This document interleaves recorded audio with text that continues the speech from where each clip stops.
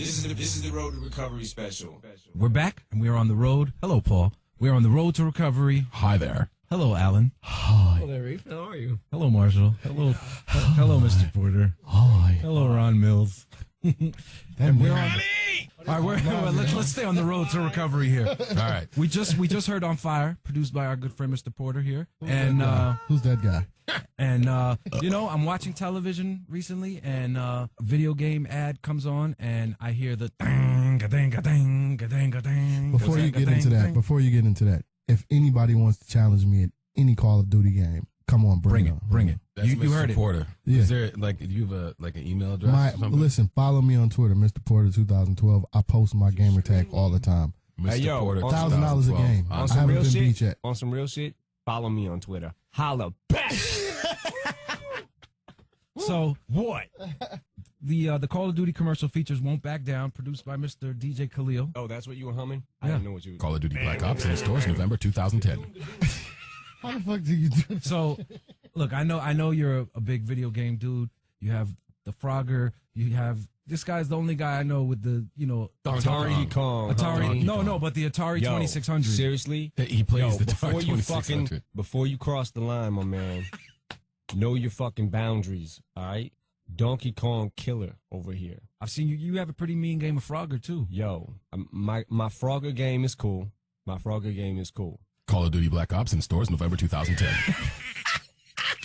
So, Nah, anyways, seriously, I Donkey Kong. watched Just last thing about Donkey Kong. Okay. I love Donkey Kong because you can run and jump. That's it. Okay. That Call of Duty shit, that's cool, but there's way too many buttons, man. There's way too much shit going on there. Like my little brain can't handle that shit. So But it sounded so crazy, that song with the yeah, the way that visual they made it look, it's yeah. crazy. And talk about that record in particular, because a lot of people, when they would look at it just on the track listing and be like, Pink, what the fuck, man? What is Marshall? The fuck, man? What the fuck is this shit, man? And then The a lot fuck? of people are gonna look and say, wow, DJ Khalil, wow. So kind of tell us how this all happened.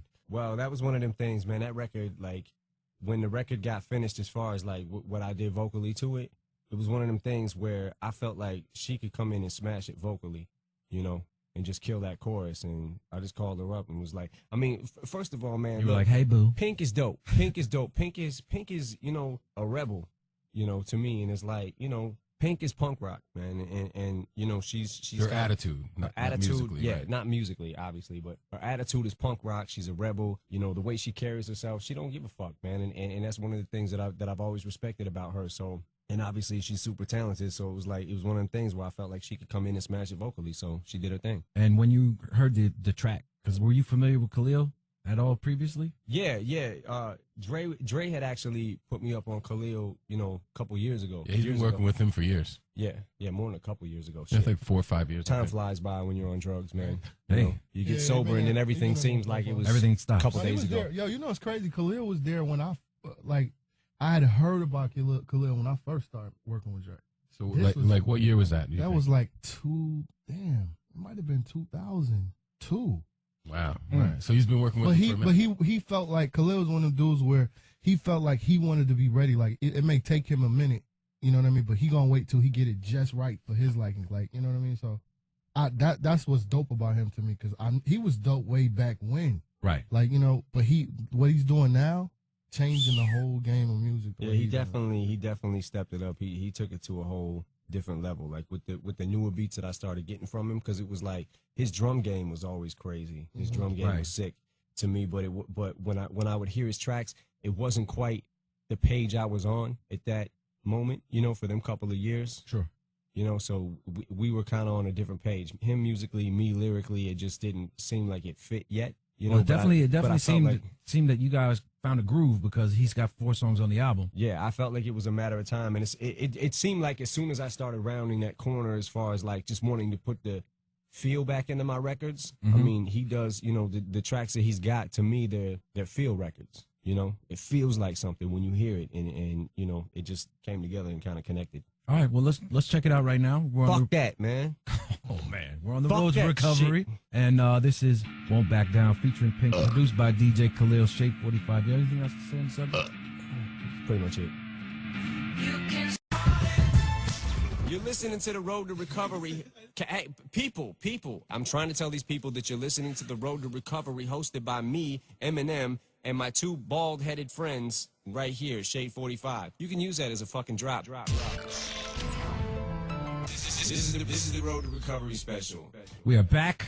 We are joined by Marshall. That was Mathers. Catmandu featuring Wolfman Jack. Scatman Crothers. That was that just went over everyone's head in the room. What the fuck, man? All right, so hey, you got a hit single out. I think it might be number one. Huh? Congrats, Mazel Tov. Mazel tov. Which one? It's called Not Afraid. You know, I'm starting to lose count, bro. I know it must. I woke tough. up this morning and I was like, "Fuck, I'm awesome." You know, It's called Not Afraid. Nah, it's good, man. It feels good.